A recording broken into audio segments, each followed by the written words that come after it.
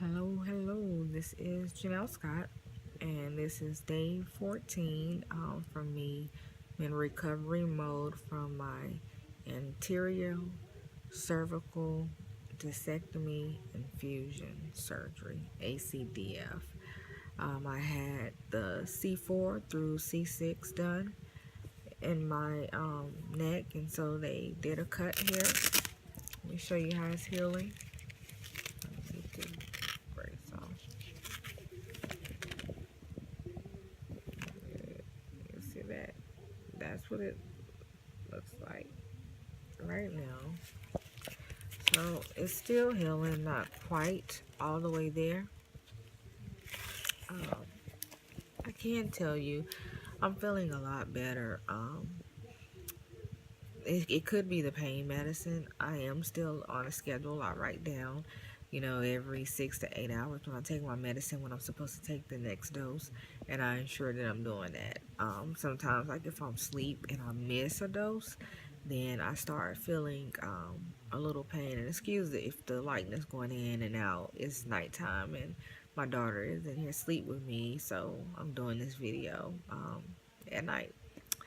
But anyway, so I'm still taking a pain medicine. I'm curious to know what would happen if I just don't take them for a whole day. Would I be in excruciating pain, or would I be able to deal? I think that's going to be my test to determine if the procedure is really working, because prior to the procedure, I had to take pain medicine every day just to get by. So I'm really curious to know if I'm able to do it without. Right now, I'm taking 3 prescriptions. I'm taking Oxycontin every 6 hours. I'm taking Lipopril. I think that's the name of it. Lipoderm, Lipopil, one of those. It's a nerve medication, and I take that every 8 hours. And then I take a muscle relaxer called Flexeril every 8 hours. That's the only one that I'm not really taking every 8 hours. The only time I'm doing that, I take one at night when I know I need to be going to bed to try to help my body relax and to be able to sleep for more than 2 hours at a time. Because right now I'm not sleeping more than 2 hours. And then I'll take a half of a Flexeril during the daytime, um, just to try to get me to settle down and do stuff. I notice when I'm taking the medicine, it makes you feel better. So then you start doing things that you probably shouldn't do. I found myself today trying to mop the floor, helping loading the dishwasher, trying to wrap Christmas gifts and stuff. And I started hurting, and it was like, okay, the doctor said pretty much not to do anything for a reason. So I need to adhere to those instructions and not do it. I hadn't had any problems swallowing for the last couple of days, so I take that back. The only issue I was having prior to today was swallowing. Was anytime I would try to take a pill or something too big, it doesn't go down. It's like my throat has shrunk. So I have to still cut my pills in half. I have to take little bites of food or whatever I'm trying to eat in order to eat it. But all of a sudden today, my throat is hurting again, where each time I swallow it, it's kind of a burning sensation in my throat.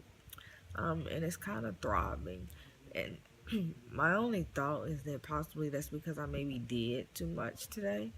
So I'm just trying to calm down. Took my medicine, just relaxing. Um, just on the internet working on my other businesses and stuff, and just trying to take this day by day and just praying that the surgery completely heals me so that I can have 100% quality of life again shortly. My follow-up appointment isn't until January the 8th. They basically did it 1 month out, and I've seen other videos and heard people say they had a follow-up in like 2 weeks, 3 weeks. Well, my follow-up isn't until January the 8th, and I'm told I have to wear my brace pretty much 24/7 until then. The only time I can take it off is if I'm sleeping and if I'm in the shower.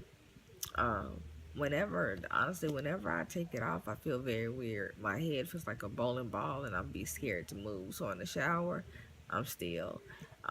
I don't really take it off when I'm asleep. The only thing I do is if I get uncomfortable, I'll just undo one side just to let some air come in. Um, I have been sleeping in a recliner since I came home from the hospital on Tuesday. No, I had the surgery on Tuesday, December the 8th, and I came home on Thursday, December the 10th. And I have been in a recliner every day. I did try to sleep in my bed one night, and I made it for about 4 hours, and I woke up in excruciating pain.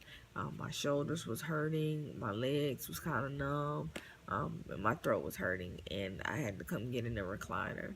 So, needless to say, I don't think I'm ready to be in a bed just yet. I'm thankful that we were able to get a recliner for this surgery, and I encourage anyone else that's getting one, unless you have one of those um, sleep beds that lets you elevate it, um, then you're gonna have to have a lot of pillows in the bed to make sure that your head is elevated where you're not laying flat. Your legs need to be elevated. All of that, because you have to remember you're not really doing a lot each day. You're really just resting, and so your circulation has to continue to move. Um, that's about all I have for right now. I just wanted to give y'all an update. I'll keep you posted of what's going on. If you have any questions, feel free to shoot me an email. I'll be more than happy to answer those. For those who are getting ready to have the surgery or thinking about the surgery, my advice to you is if you have dealt with neck or back pain, nerve pain, tingling in the fingers, or anything for years, and you have tried everything, then I would proceed. And when I say try everything, I mean try everything. Again, I've been dealing with this for at least 5 years. I've went through chiropractic care at least around or 4 times with different doctors. I went through physical therapy at least twice. Um, I've also done massages where I was getting them every 2 weeks.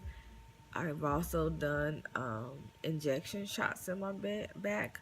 I've done cortisone shots in my back. I've done the shots where they try to block the pain. They put like some type of like Novocaine or something in there and try to block it. I've done all of that, and none of it helped. None of it. None of it even made me feel 20% better. I would leave out, and so a massage, I would feel good that day, and then by the time I get home and I take a shower and I wake up the next morning, pain is there again.